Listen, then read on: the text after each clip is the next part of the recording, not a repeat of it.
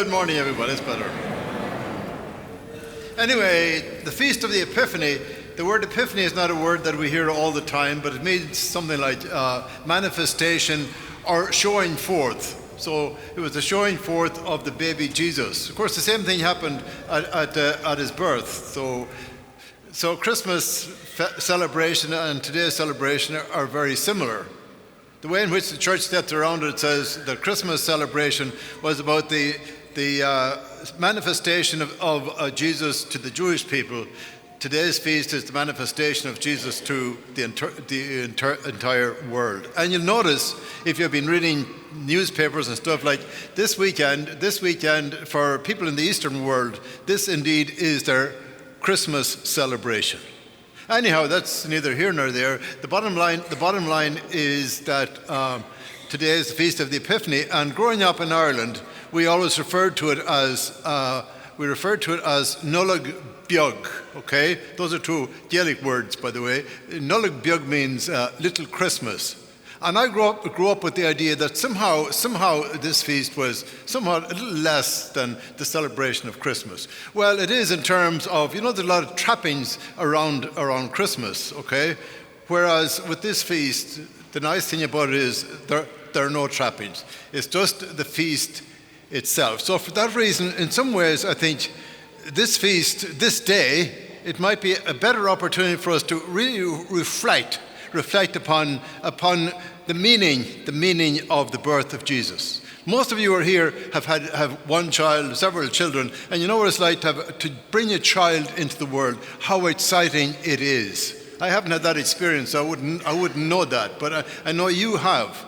Well, that's what's happening on this day, okay, where Jesus is being into the world. Of course, he's not an ordinary baby. We know that he is actually God's presence as a human being. How amazing that is, that God himself, the creator of the world, came to us as a helpless child.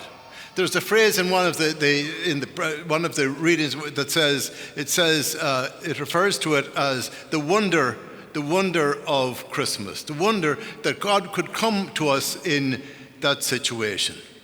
And so he came, and he grew up as a little baby, but we're told by St. John, it says, he came unto his own, but his own received him not. He came unto his own, but his own received him not. In other words, for the people who lived there, he was no different than any other child. So we fast forward from his birth to 30 years later. We find that as an individual, he's out in the world. And he's out in the world as a charismatic preacher. And you know the story already. You know about his preaching, his teaching, his healing, etc., etc. The ordinary people really flocked to him. On the other hand, the leaders of the people, the leaders, people who should know the difference, they were jealous of him and in many ways rejected him. And ultimately, of course, they were so jealous of him, they ended up ensuring that he died on the cross. We know that story so well. But even though we know that he died on the cross, that is not the end of the story. In many ways, it's the beginning, because we're told that the Father raised him up to a newness of life. So after his resurrection, he became different. In other words, while he was alive, he was what we call the Jesus of history. After the resurrection, he became the Christ of faith. And that Christ of faith, we're told that he is in the world. He is in the world from that time onwards. He's in the world today.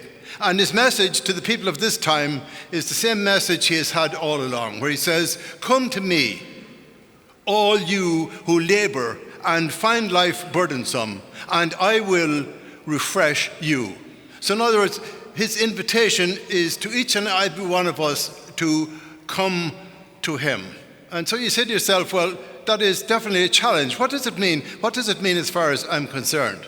Well, it might be helpful to just look at that invitation in relationship to today's gospel reading. Because there you have two different kinds of responses in the gospel reading. First of all, you've Herod, okay, who was obviously a man of his day. And obviously, if you see elsewhere, he was attracted to Jesus, okay? But on the other hand, like so many people in the world today, they might be attracted to Jesus, but they might not like for him to disturb their way of living. That's what happened with Herod. Jesus, in a sense, he may have known who he was. He may have respected him for who he was, but he didn't want to be bothered. It's true today in so many instances also. And I would hope that those of you who are here today, that is not how you look upon the presence of Christ in our world. So instead of being like Herod, let's say we're like the Magi, the wise men, and we're told that they came from a distance, bearing gifts of gold, frankincense, and myrrh. Well, two things that we need to keep in mind is, first of all, we don't have to go to him from a distance, right? Rather, I think like the wise men, I think what's necessary for us is that we're what we call seekers or searchers. Okay, that like those wise men, we're looking for the truth, not just to know the truth, but to live the truth. That's number one. And if indeed that is how we feel, then the question is, what kind of gifts are we going to offer him? Not necessarily gold, frankincense, and myrrh, but we have our gifts to offer.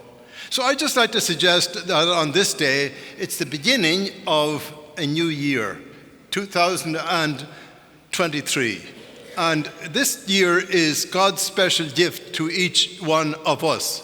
And so I think the question for today is, how are you responding to that invitation of Christ in your life at this point in time? What does it mean in terms of what you're going to do during the year? Well, I think that if you are unlike Herod, then you're going to allow the Lord to disturb your life. And I'd just like to suggest just a couple of things that might be helpful along those lines. This year is what we call the year of Matthew, okay? In other words, the gospel that you're going to hear during this year, most of the year, is the gospel of St. Matthew.